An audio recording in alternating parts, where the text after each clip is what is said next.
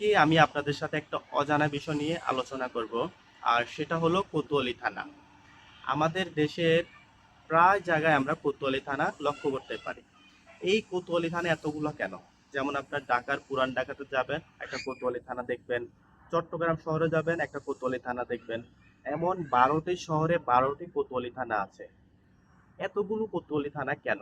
যেমন সিলেট, দিনাজপুর, রংপুর, রাজশাহী, তারপরে ফরিদপুর, এরকম 12টি শহরে 12টি কোতোয়ালি থানা দেখা যায়।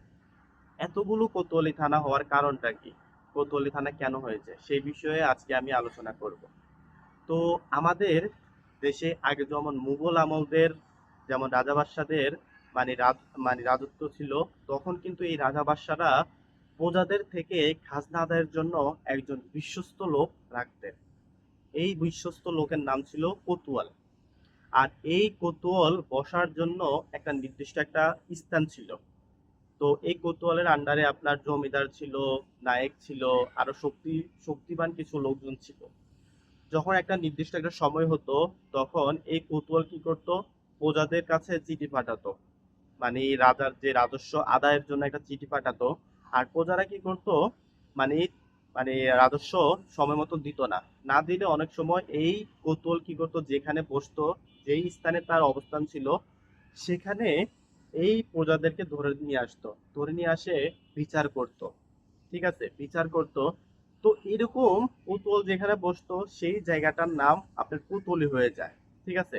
তো পর্যায়ক্রমে যখন আস্তে আস্তে আস্তে যখন রাজা বাদশাদের মানে সময় চলে যায়, আস্তে আস্তে আপনার যখন দেশটা মানে রাজা বাদশাদের থেকে মানে অন্যদিকে ধাপে পরিণত হয়, তখন এই জায়গাটা আপনার কোতোয়ালি নামে পরিচিত লাভ করে। যেখানে কোতোয়াল বসতো সেই জায়গাটার নাম কোতোয়ালি লাভ করে। আর এরকম আমাদের বাংলাদেশে প্রায় 12টি শহর আছে, বড় বড় শহর। এই 12টি শহরে 12টি কোতোয়াল মানে কোতোয়াল বসতো। আর কোতোয়াল থেকে এই কোতোয়ালের নাম করা হয় মানে কোতোয়ালি থানা। তো এখানে কিন্তু আপনি দেখবেন যে কোতোয়ালি থানা অবস্থিত 12টা শহরে। তো এগুলোর নামকরণ কিন্তু এখনো পরিবর্তন করা হয়নি।